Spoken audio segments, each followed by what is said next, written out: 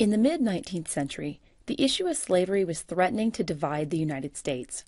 More than 3 decades of compromise had not strengthened the Union, but rather polarized it, so that by the 1850s, politics were largely a matter of geography. Southerners generally supported policies that supported agriculture and expanded slavery, while Northerners largely supported policies that supported business and contained slavery. The Lincoln-Douglas debates had further divided the Democratic Party. In 1860, the extreme pro-slavery Southern Democrats, also known as fire eaters, stormed out of the convention where the party had gathered to select a presidential candidate. What was left of the Northern or National Democratic Party chose Stephen Douglas after much debate. The Southern or Constitutional Democratic Party nominated the current vice president, John Breckinridge. The Constitutional Union Party was formed by Northerners and Southerners who sought to preserve the Union by taking the text of the U.S. Constitution as their platform. They chose John Bell to run for president.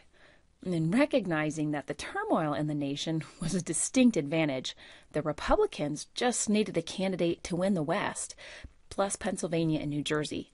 They turned to Abraham Lincoln. The Republican Party painted a romanticized image of Honest Abe the rail splitter by making him the poster child for free labor, proving that even a poor American could climb his way to the top with intelligence and hard work. Republicans campaigned almost exclusively in the North, with limited efforts in border states.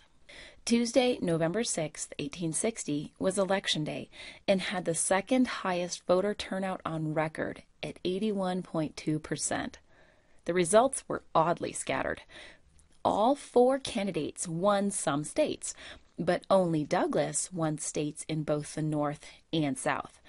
In fact, Lincoln came in dead last in the border states and didn't even appear on the ballot in most parts of the South. Breckinridge, for his part, actually won more counties than any other candidate. In the end, Lincoln garnered only about 40% of the popular vote. But because of the population of the North and West, he won the Electoral College easily. Though his opponents declared that Lincoln only won because the Democrats were split, the numbers tell a different story. Even if all anti-Lincoln voters had united behind one candidate, Lincoln would still have carried the Electoral College and become president in 1860.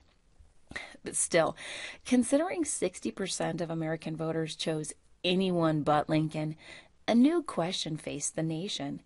Would they accept the results of the election? Within days of Lincoln's election, South Carolina met to discuss secession. On December 20th, 1865, South Carolina voted unanimously to repeal its ratification of the Constitution and withdraw from the United States of America. And then on Christmas Eve, they approved the text of their Articles of Secession and wrote a defense of their decision. They pointed out that the Constitution protected slavery.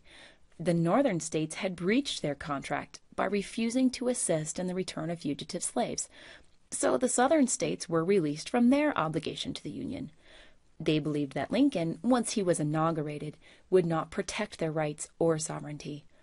Furthermore, they cited the Declaration of Independence as support for their right to abolish a government that did not protect the rights of its people.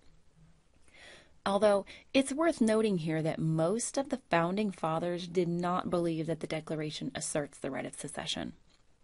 You might remember that this wasn't the first time South Carolina had threatened to secede, but it was the first time that they had actually done it. This didn't have to mean war. In fact, the outgoing president, James Buchanan, didn't support secession, but he sympathized with South Carolina's reasons and felt that a president had no constitutional means of stopping them. And at the same time that South Carolina was deciding to sever its ties with the Union, one last-ditch effort was made by Senator John Crittenden to avert the crisis. He proposed restoring the Missouri Compromise line at 3630 and extending it all the way to the Pacific. All territory north of the line would be forever free, and all territory south of the line would receive federal protection for slavery. Furthermore, he wanted to secure it with a constitutional amendment. Republicans refused to support the Crittenden Compromise, and the dominoes began to fall. Since South Carolina's secession just before Christmas, everyone had been watching tensely to see how events would unfold over the coming days and weeks.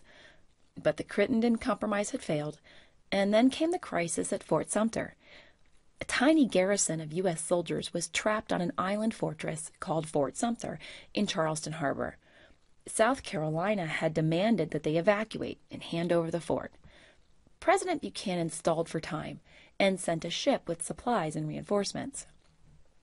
On January 9, 1861, when the ship tried to enter Charleston Harbor, South Carolina viewed this as a federal violation of state sovereignty.